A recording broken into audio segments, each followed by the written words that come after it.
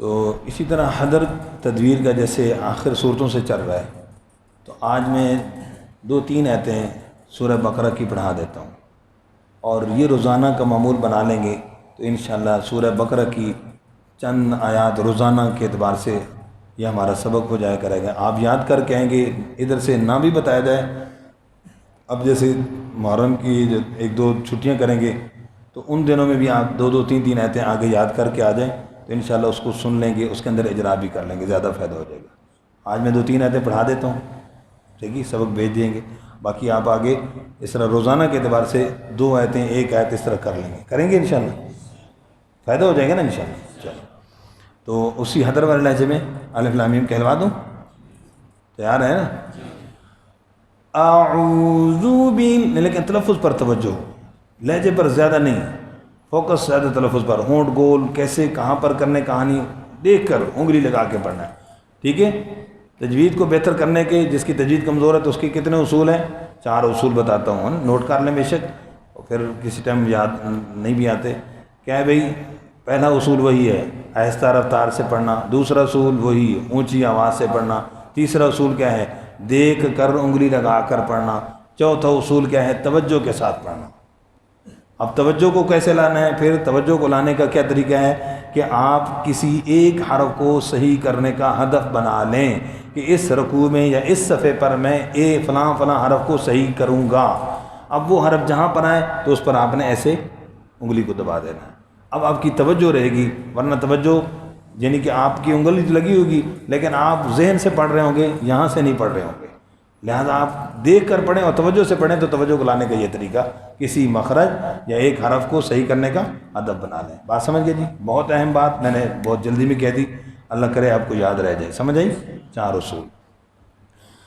اعوذ باللہ من الشیطان الرجیم،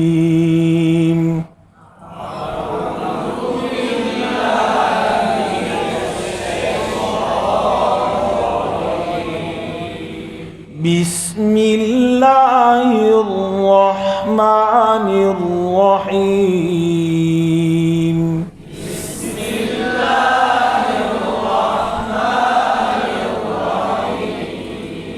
الرحیم، الف لام میم، الف لام میم، یہ پڑھا ذالک الکتاب لا ریب فیہ، ذالک الکتاب لا ریب فیہ، ھدی للمتقین،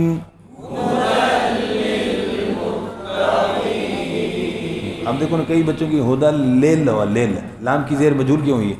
ھدی للمتقین،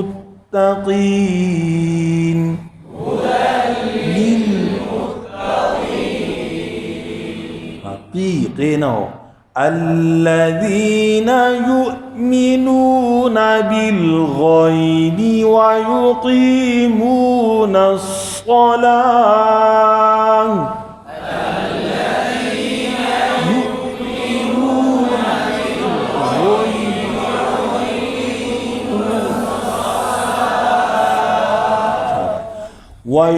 وَيُقِيمُونَ الصَّلَاةَ وَمِمَّا رَزَقْنَاهُمْ يُنْفِقُونَ،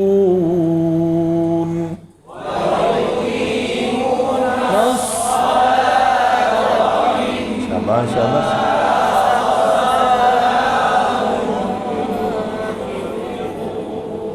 دیکھو نا رزقنا، یہ کیا؟ دیکھو را پہ بھی ہونٹ گول ہو گئے، قاف پہ بھی ہونٹ گول ہو گئے، وَمِمَّا رَزَق تو قاف پہ پیش بن جائے گی، وَمِمَّا رَزَقْنَاهُمْ يُنْفِقُونَ،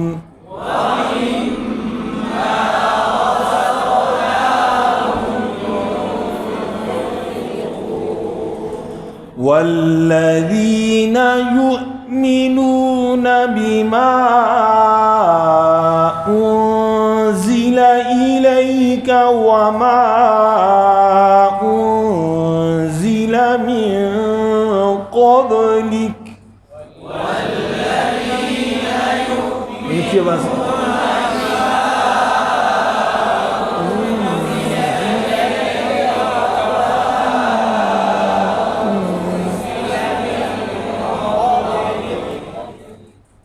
قوب نے بنا من قبلك پھر ہو جاتا قوب من قوب نہیں من قبلك وبالآخرة هم يوقنون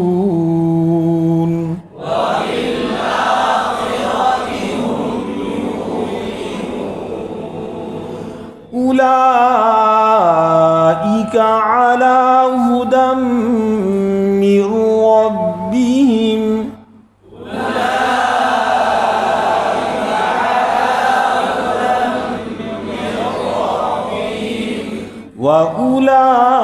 وأولئك هم المفلحون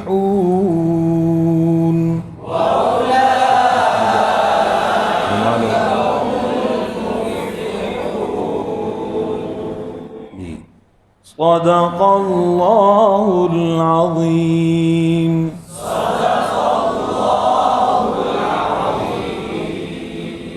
اب اس کے اندر آپ موٹا موٹا اجرا دیکھیں، لیکن اس سے آگے ایک آیت کرنی ہے، پھر دوسرے دن ایک آیت کرنی ہے. ایک آیت کو آپ نے دن میں بار بار پڑھنا ہے، زیادہ نہیں پڑھنا، ایک آیت، ٹھیک ہے، سمجھے؟